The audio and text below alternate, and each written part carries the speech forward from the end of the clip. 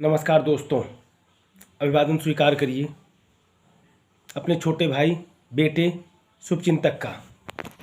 दोस्तों, मैं संजय सिंह राणा, राष्ट्रीय अध्यक्ष भारतीय सर्वधर्म पार्टी, आज आपके बीच उपस्थित हुआ हूं और हम बात करेंगे कि हमारे देश में लोकसभा चुनाव का बिगुल बज चुका है। 2 चरणों के नामांकन प्रक्रिया पूर्ण हो चुकी है और हमारा उद्देश्य ध्येय यही रहता है, जो हमारे देश की जनता समस्याओं को झेल रही है, खासकर उन समस्याओं पर जो हमारे देश की जनता के बच्चों के भविष्य को तय करते हैं, उन समस्याओं को पूर्ण रूप से निराकरण कर आम जनता को उसकी सुविधा का लाभ दिलाना, उसी अपने कर्तव्यों को निर्वहन हेतु आपका यह छोटा भाई संजय सिंह राणा निरंतर प्रयासरत रहता है, संघर्षरत रहता है और अपने हिसाब से, अपनी हैसियत के हिसाब से आपको आपका अधिकार दिलाने की चेष्टा करता रहता है। आज हम बात करेंगे, लोकसभा चुनाव चल रहा है। यही ऐसा, किसी भी लोकतंत्र में एक ऐसा समय आता है जब सारी ताकत हमारे देश की जनता के हाथों में होती है। 5 साल तो ये राजनेता हमें और आपको अपनी हाथों की कठपुतली, उंगलियों पर कठपुतली की भांति नचाते हैं, लेकिन 5 वर्षों में एक बार या आपके कदमों में आकर के गिरते हैं और इस मौके का आप लाभ अवश्य लीजिए।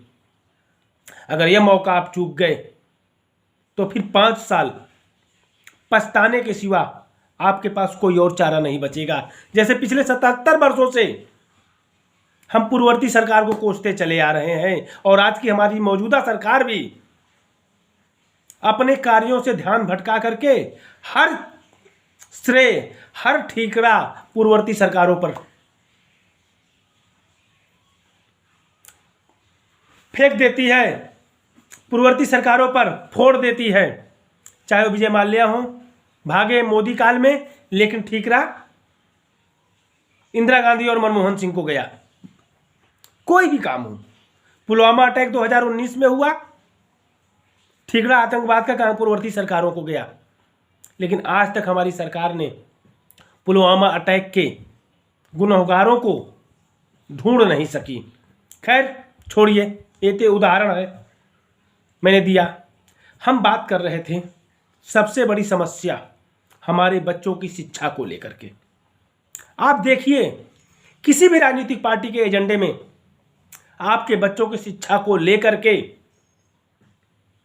कोई घोषणा पत्र है? मेरा दावा है, किसी भी पार्टी के घोषणा पत्र में आपके बच्चों की शिक्षा को लेकर के कोई दावा नहीं किया गया है, कोई घोषणा नहीं की गई है कि आपके बच्चों को अनिवार्य और निःशुल्क गुणवत्तापरक शिक्षा उपलब्ध कराएंगे, आपको और आपके परिवार को निःशुल्क गुणवत्तापरक चिकित्सा उपलब्ध कराएंगे, आपको न्याय समय पर उपलब्ध कराएंगे और युवाओं को रोजगार।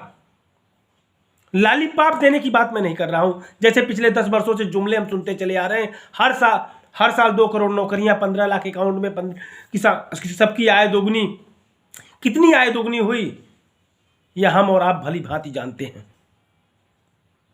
तो इन मुद्दों पर मैं आपसे चर्चा नहीं करूंगा। मैं सिर्फ आपके ज्ञान चक्षु को, आंखों पर पड़ी हुई पट्टी को, इस नाजुक मौके को भुनाने के लिए जो सब ब्रह्मास्त्र आपके हाथ में आया है, चुनाव के रूप में, मतदाता के रूप में, उस ब्रह्मास्त्र को सटीक चलाने के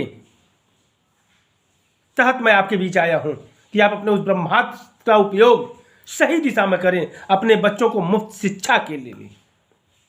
आप देख ही रहे हैं, नए सत्र का शुभारंभ हो गया है। नर्सरी से लेकर के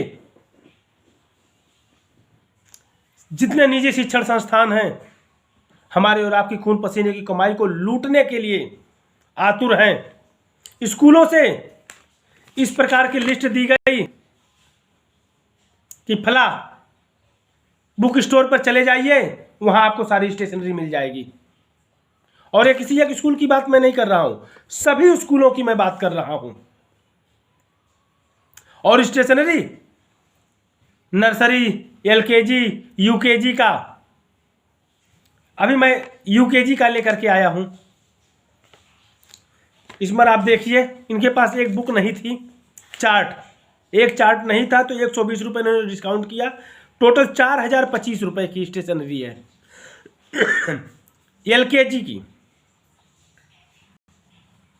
अब आप सोचिए, एक एक बुक में 4 से 6 पन्ने, 10 पन्ने से अधिक नहीं है, उसमें फिगर बने हुए रहते हैं और होता ही क्या है। लेकिन कीमत आसमान छू रही है, फीस आसमान छू रही है। हर साल 10%, 15%, 20% फीस बढ़ा दी जाती है।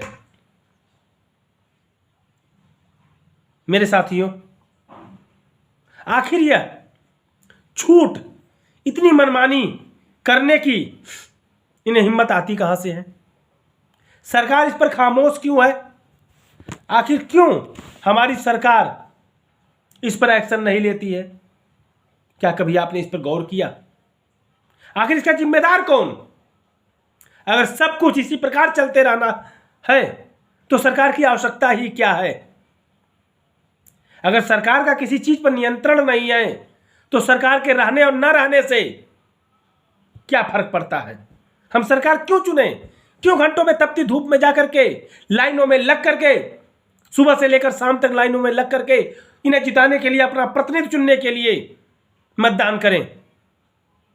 जब सरकार हमारी सुख सुविधाओं का ध्यान ही नहीं रखना चाहती है, सरकार मुंह पर ताला लगा करके चुप्पी साध करके बैठी रहती है। क्या सिर्फ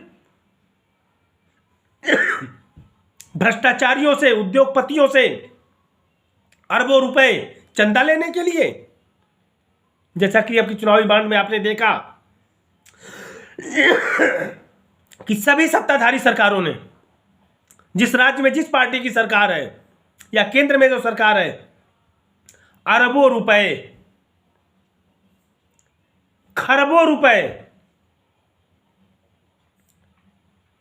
खरबों रुपए चंदा इनके द्वारा लिया गया। सट्टेबाजी कंपनियों से, भ्रष्टाचार में लिप्त कंपनियों से, हमारे और आपकी खून पसीने की कमाई को जोंक की भांति चूसने वाली कंपनियों से चंदा लेकर के इन्हें मनमानी करने की सरकार ने छूट दे रखी है, खुला लाइसेंस दे रखा है। एक तरह से यह गुंडा टैक्स वसूल रहे हैं। मेरे साथियों, तो आप अपने निजी स्वार्थ से ऊपर उठ करके इस 2024 के लोकसभा चुनाव में शिक्षा, चिकित्सा, न्याय और रोजगार पर अपना मतदान करिए। 2 किलो गेहूं, 4 किलो चावल, मंदिर, मस्जिद, आतंकवाद,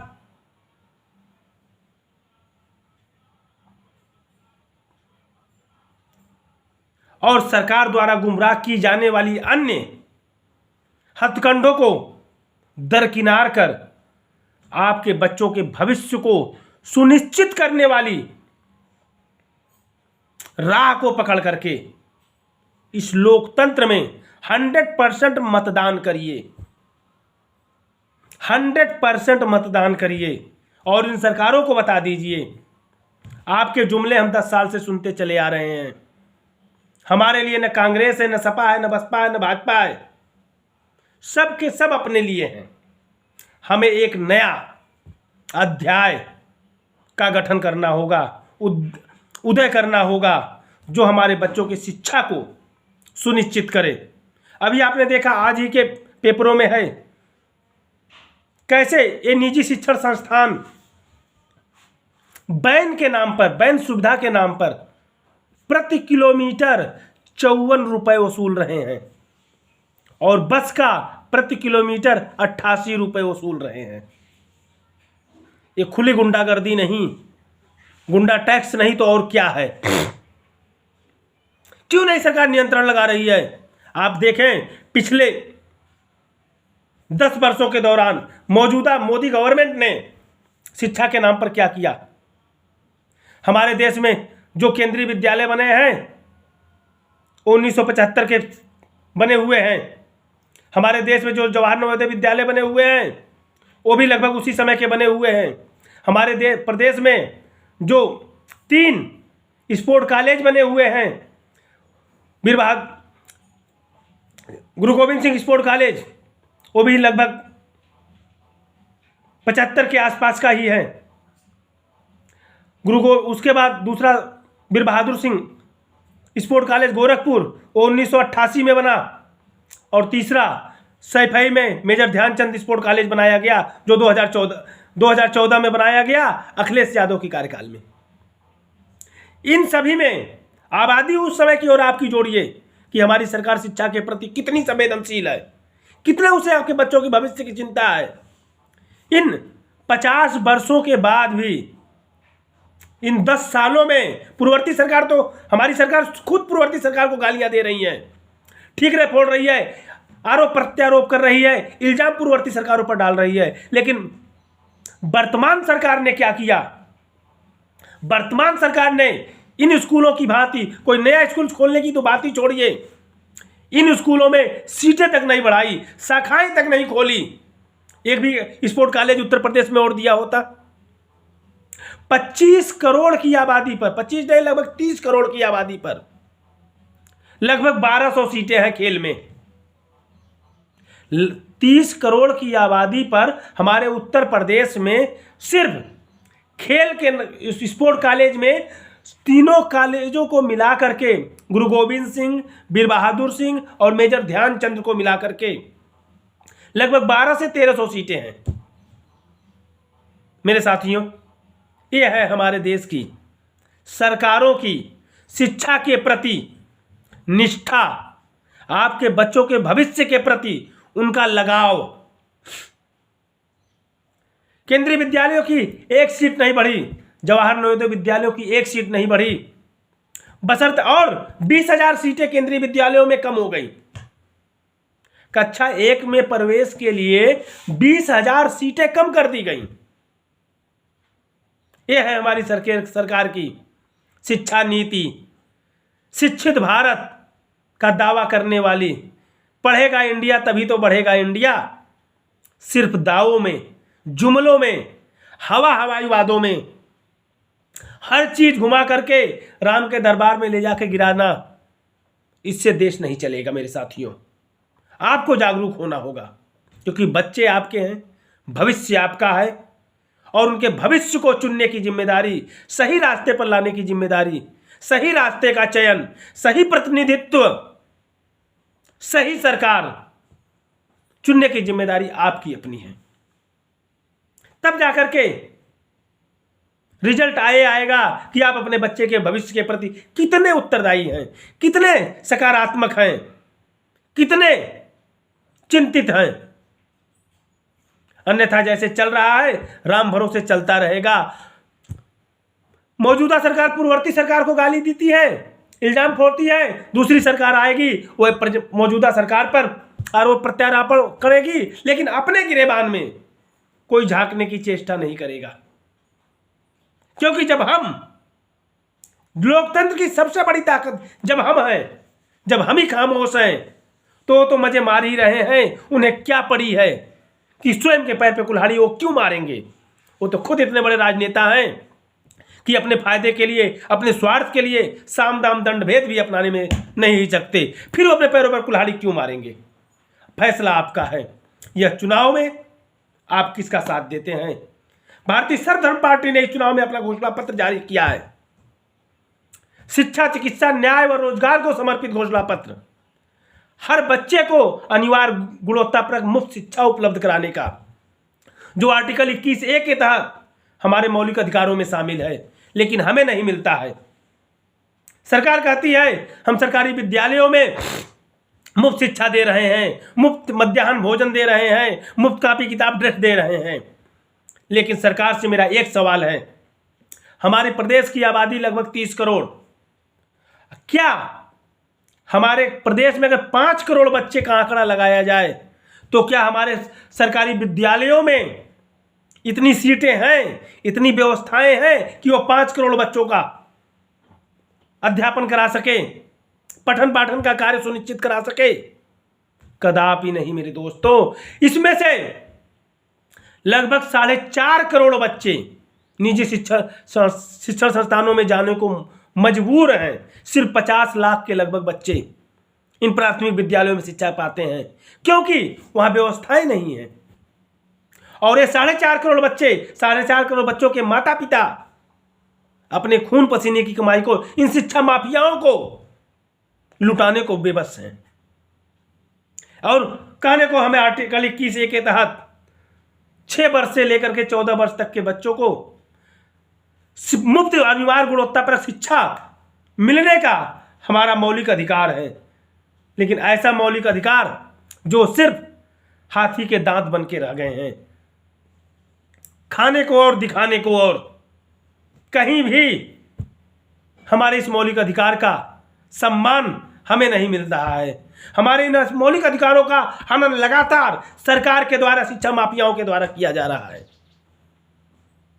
मेरे साथियों, तो अब जिम्मेदारी आपकी अपनी बनती है कि आप अपने इन मौलिक अधिकारों के प्रति आवाज उठाएंगे या इनका यूं हनन होते देंगे और अपने चहेते राजनेताओं को चुन करके अपने ही पैरों पर कुल्हाड़ी मारते रहेंगे। यह फैसला आपका है।